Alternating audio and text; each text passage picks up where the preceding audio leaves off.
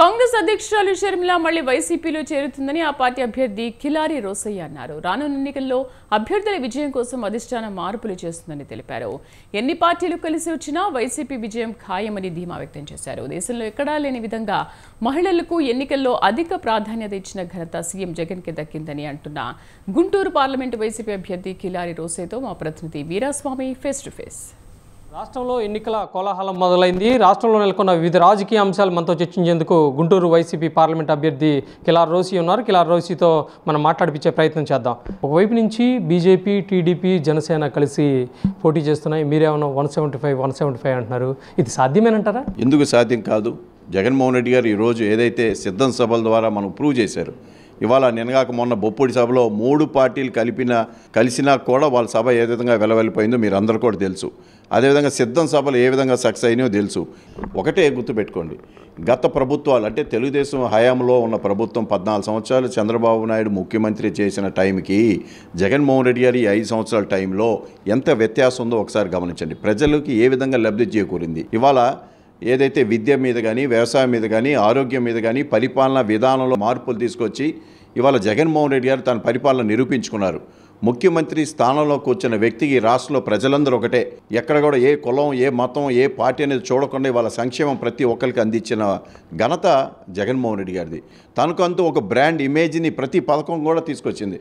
అందుకని మేము బలంగా ఉన్నాం. జగన్మోహన్ రెడ్డి గారు 175 అడిగే దాంట్లో ఎటువంటి సందేహం లేదు. ప్రజలు కూడా మద్దతు ఇస్తారని మేము. రాష్ట్రంలో చిలకలూరుపేట, మంగళగిరి, పర్చూరు నియోజకవర్గాల్లో అభ్యర్థులు మార్పు చేస్తున్నారు. ఇలా కూడా రాష్ట్రంలో చాలా చోట్ల జరిగినాయి. ఎందుకు అభ్యర్థులను, స్పష్టమైన అభ్యర్థిని ఎందుకు నియమించలేకపోతుంది వైసీపీ? ఇవాళ గెలిచే అభ్యర్థుల కోసం చూస్తూ ఉంది. ఎందుకంటే ఎన్నో విధాలుగా గెలవాలి.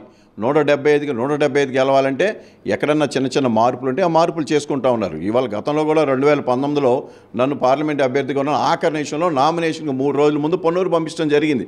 సో అక్కడ కాపు అభ్యర్థి అయితే గెలుస్తాడనే ఉద్దేశంతో నన్ను అక్కడ పంపిస్తే నేను గెలిచాను. ఎప్పటి నుంచో టీడీపీకి కంచుకోవటం ఉన్న నియోజకవర్గం పొన్నూరు నియోజకవర్గం. అలాంటి చోట్ల మేము సక్సెస్ అయ్యాం కదా. సో అదేవిధంగా జగన్మోహన్ రెడ్డి గారు మార్పు చేర్పులు అన్ని చోట్ల చేస్తాం. వైఎస్ వివేకానంద రెడ్డి హత్య కేసులో ఇప్పటికీ చూసుకుంటే వాళ్ళ చెల్లెళ్ళు కూడా సొంత కన్నకి ఓటు వేయద్దు అంటుంది. షర్మిల కూడా తనకు ఓటు వేయద్దు వైసీపీ పార్టీకి అంటుంది. సొంత పార్టీకి సంబంధించిన వాళ్ళు, సొంత కుటుంబమే జగన్మోహన్ రెడ్డికి ఓటు వేయద్దు అంటుంది. దీని మీద మీరేమంటారు? ఇప్పుడు కుటుంబంలో రకరకాలైన అభిప్రాయ భేదాలు ఉంటాయి. దాన్ని రకరకాలుగా కొంతమంది ఏం చేస్తారంటే, వెనకాలకున్న చంద్రబాబు లాంటి వ్యక్తులు ఏం చేస్తారంటే అధికారం కోసం వాళ్ళు కుయుక్తులు పని వాళ్ళ చేత మాట్లాడిస్తూ ఉంటారు. సో అది కొన్ని రోజులు పోయిన తర్వాత షర్మిల గారు కూడా తెలుసుకుంటారని అయితే మేమైతే భావిస్తాను. ఎందుకంటే ఇవాళ చంద్రబాబు నాయుడు ప్రతి విషయాన్ని తను అనుకూలంగా మలుచుకుంటాడు. సో ఆ ప్రయత్నం చేస్తున్నాడు అనేది ఇవాళ రాష్ట్ర ప్రజలను కూడా గమనిస్తూ ఉన్నారు. అందుకని మేమైతే బలంగా నమ్ముతున్నాం. కొన్ని రోజులైతే షర్మిల తన తప్పు తను తెలుసుకొని మరి బయటకు వస్తుందని మేమైతే భావిస్తాం. ఇప్పటికి చూసుకుంటే షర్మిల మీద ఏదైనా వ్యాఖ్యలు చేస్తే మాత్రం వైసీపీ పార్టీకి నేను అండగా ఉంటానని తెలంగాణ ముఖ్యమంత్రి రేవంత్ రెడ్డి అంటున్నాడు. దీని మీద మీరేమంటారు? అదే ఇప్పుడు చంద్రబాబు నాయుడు, రేవంత్ రెడ్డి ఒకటే, అది అందరికీ తెలిసిన విషయమే. సో కాంగ్రెస్ పార్టీలో ఆమె చేరింది కాబట్టి కాంగ్రెస్ పార్టీకి ఇక్కడ ఊపిరి పోయటానికి, ఆమె కాంగ్రెస్లో చేరింది ఊపిరి పోయటానికి తన ప్రయత్నం తను చేస్తూ ఉన్నాడు. కానీ ఇక్కడ ప్రజలు ఆ నమ్మే స్థితిలో లేరు. అతి తక్కువ రోజుల్లోనే ఇప్పటికీ గుంటూరు పార్లమెంట్ అభ్యర్థిలో దాదాపు 2 సార్లు విజయం సాధించలేదు వైసీపీ. ఈ నేపథ్యంలో ఇప్పటికీ వైసీపీ తరపు నుంచి కిలారి రోసయ్యని బలి చేసేందుకే కేవలం ఇప్పటికీ పార్లమెంట్ అభ్యర్థిగా ఖరారు చేసేదాన్ని భిన్నాభిప్రాయాలు కూడా వ్యక్తం అవుతున్నాయి. ఎలా భావించాలంటే దీని మీద మీరేమంటారు? ఇవాళ జగన్మోహన్ రెడ్డి గారు 2 సార్లు మేము గెలవలేదు, వాస్తవమే. అది చిన్న తప్పిదాల వల్ల మాకు పోయింది. కానీ ఇవాళ పొన్నూరు నియోజకవర్గం ఏ విధంగా గెలిచామో గుంటూరు పార్లమెంటు కూడా నువ్వు గెలవగలవు, నువ్వైతే గెలవగలుగుతావని నమ్ము ఇక్కడ తీసుకురావడం జరిగింది. నాకు కూడా నేను బలమైన నమ్మకం ఉంది. ఐఎమ్ ఏ డార్క్ హార్స్, నేను తప్పకుండా ఇక్కడ గెలుస్తాను.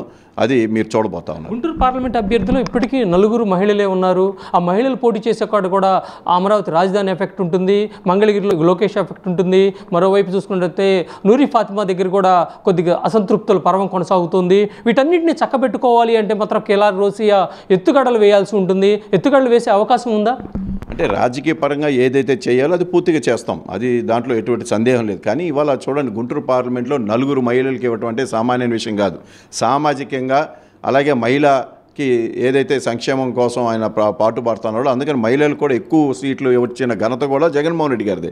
అందుకనే లోకేష్ గారు ఇంకెవరు వచ్చినా సరే జగన్మోహన్ రెడ్డి గారు ఆయనకున్న ఆలోచన విధానం ఏదైతే ప్రజల్లో ఒక నాడి ఆయనకు బాగా తెలుసు. అందుకనే ఆయనకున్న అనుభవంతో ఈ విధంగా సీట్లు ఇవ్వడం జరుగుతుంది. లోకేష్ గారు ఇంకెవరు వచ్చినా సరే మీరు ఏదైతే రాజధాని గురించి మాట్లాడుతున్నారో రాజధాని ఇక్కడే ఉన్నది, అసెంబ్లీ ఇక్కడే ఉంది, అసెంబ్లీ ఇక్కడే జరిగిద్ది.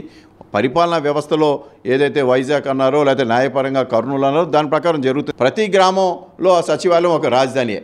సో పరిపాలనా విధానంలో జగన్మోహన్ రెడ్డి గారు తీసుకొచ్చిన విప్లవాత్మక మార్పులు మనం ఒప్పుకొని తీరాల్సిందే. ఇది మొత్తంగా చూసుకున్నట్లయితే గుంటూరు పార్లమెంట్ అభ్యర్థి కిలారి రోసయ్య చెబుతున్న పరిస్థితి ఏదైతే ఉందో, వైసీపీ మీద ఆరోపణలు చేస్తున్న షర్మిల బ్యాక్ టు పెవిలియన్ మళ్ళీ మా పార్టీకి వస్తారంటున్నారు. అదేవిధంగా చూసుకున్నట్లయితే మాత్రం రాష్ట్రంలో చేపట్టిన సంక్షేమ పథకాలే మమ్మల్ని విజయం పతాకాన్ని ఎగరవేస్తాయని తన అభిప్రాయం వ్యక్తం చేస్తున్నారు. ఇది మొత్తంగా చూసుకున్నట్లయితే ఇక్కడ ఉన్న పరిస్థితి.